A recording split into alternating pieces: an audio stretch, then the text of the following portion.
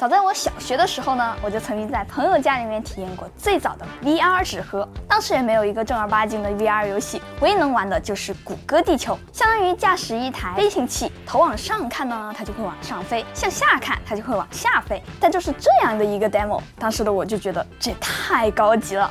本来 VR 发展了几年，也没有太多的技术突破，中间的时间都不温不火。这段时间突然各种新概念，什么元宇宙啦、区块链啦，又把 VR 给带起来了。今天就来带大家玩一玩国产 VR 一体机 Pico Neo 3，也一起来看看现在的 VR 都能玩到些什么游戏吧。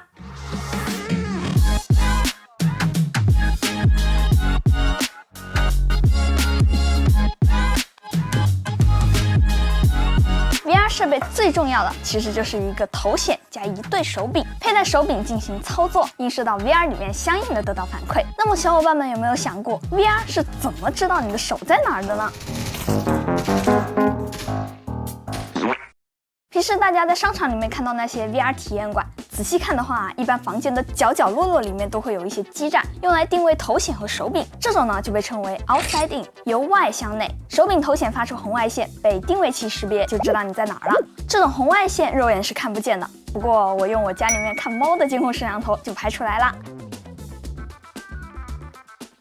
我之前用的设备呢也是这样子的，每次在使用的时候呢，这个定位器都有一根单独的线连在这个主机后面，两边都是。而且这个玩起来的时候呢，还得拖着一根线，也就是说我转一个圈就能把自己缠起来。还有一种呢，就是 inside out， 由内向外，这种呢就不需要定位器，直接一个头显加手柄开机就能玩，就不会被一根线给束缚。甚至你想要完成在大空地里玩爆，也只有这种一体机能实现。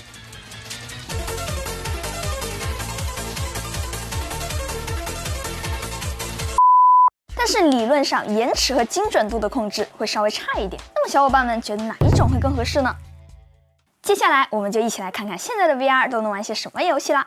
还有一些游戏其实本身不是 VR 游戏，但是也能用 VR 模式来运行，比如像是一些赛车游戏、一些 RPG， 甚至是恋爱养成游戏。这里呢就来给大家看一下神力科莎，它支持 VR 加方向盘加脚踏板一起使用。那这里我就选一辆我们平时开过的车就好了啊，兰博基尼。之前非常碰巧开过某个大老板的车，哎，它那个兰博基尼这里面的内饰啊，这些按钮啊，真的是非常还原了。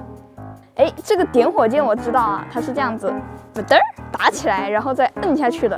哇哦！而且这个游戏用有线连接的话，延迟还是挺低的，是完全可以接受的程度。走，我们启动，油门拉满，呜呼！哇，代入感极强。哇，这速度，哇！特别是它这个转弯的时候，它整个视角都是倾斜的。来给大家看看，哎，300公里的车外，打滑了，哎呀 ，speed 了，这风景真不错，这风景真不错。正常咱们开这个模拟器的时候，不是很难看到后视镜吗？但是你看我们现在，哎，非常轻松的就能看到左右两边的观后镜，并且呢，你还可以回头看。现在我看后面的兄弟跟上来了没有？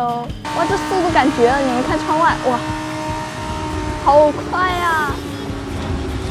直接撞一下。作为首个3A 巨作级的 VR 游戏，和以前那些互动式小游戏或者是只是一个过山车 demo 的体验式游戏不同，半条命是真的把3A 游戏才有的建模、细节和剧情搬上了 VR 平台。在玻璃上画画。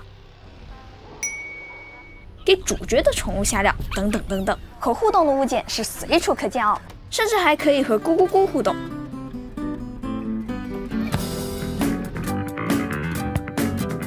游戏中很多物体的互动也需要你亲自去动手，比如说打开开关，当你操作的时候，手柄会给你模拟出真实的反馈。像刚刚我们玩的这几款游戏都是通过 Steam 串流的，虽然一体机本身是带处理器的，但是如果你想要更好的游戏体验，比如运行半条命这种3A 大作，还是得让电脑的显卡来运行。这是什么啊？这是个问题。在 B 站搜索你买的 VR 的型号，加上串流，就会有很多教程啦。Pico Neo 3串流可以分为无线串流和有线串流。无线串流需要有带5G 的千兆路由器，有线串流只需要插一条 USB 3.2的串流线连上电脑就可以了。整个连接流程算是比较流畅的。无线串流呢，受路由器的信号以及带宽的影响，在一些对帧数敏感的游戏里面就会出现降画质或者是掉帧的情况，适合以体验为主的游戏，比如游玩一些风景类和运动不是很剧烈的游戏，或者是看个电影。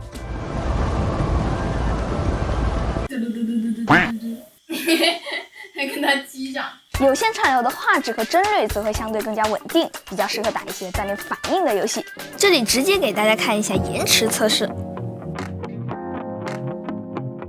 VR 上代入感比较强的还有很多游戏，比如喜欢模拟驾驶类的小伙伴可以去试一下开车、开飞机，甚至是可以开机甲。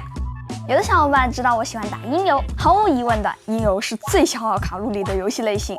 还有一款节奏加设计的节奏特工，自带辅助瞄准，无限子弹，一边开枪一边还要躲避障碍物和子弹，画风也是非常的炫酷。这个游戏还内置了多种模式，比如说关闭辅助瞄准、大头敌人，甚至是手持大炮。但当你躲起子弹来的时候，你才知道这个游戏有多累。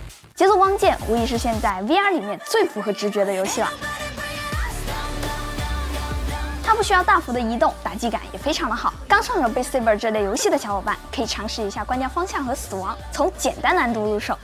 小时候总想着能学一门乐器，像吉他啊、唢呐啊，也一直停留在想想的那个阶段。我在 Pico 的商城里面找到了一个叫 Smash Drums 这个游戏，好家伙，教练，我想学打鼓。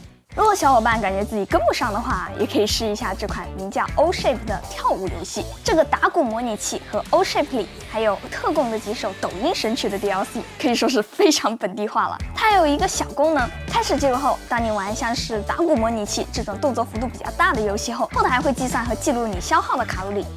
那我是不是可以把手柄放在缇娜身上？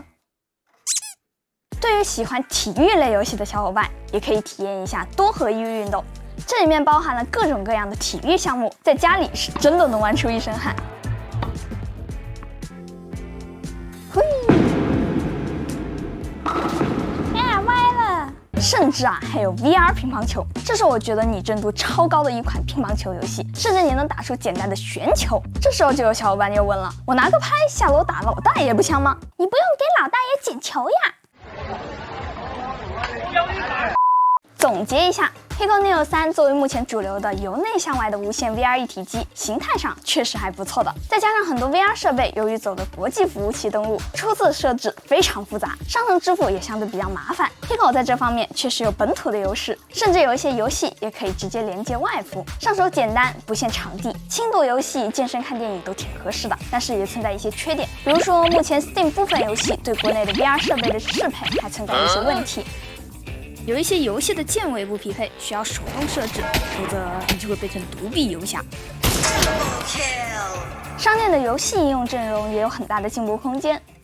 记得几年前我第一次接触成熟的 VR 产品，还是找朋友借的 VR， 当时那个售价要7000多，而且市面上有的游戏还非常少，基本上都是一些体验式小游戏，什么 VR 女友啦、过山车、马场模拟器之类的。到现在有越来越多的硬件和软件厂商来开发各种好玩的新玩意儿。PlayStation 今年也宣布要做 PSVR 2，重点开发 VR 世界中的3A 大作，而且这些 Only on PlayStation 的游戏，说不定几年后就能在 Steam 上面玩到啦。总之 VR 算是为数不多的没开发完全的领域了，希望各家厂商再努力，给我们整点全新体验，好吧？好了，那么本期视频到这里就结束了。如果这期视频还有点意思的话，记得给我点赞3连关注哦，这对我来说非常重要。那我是千里，咱们下期再见吧，拜拜。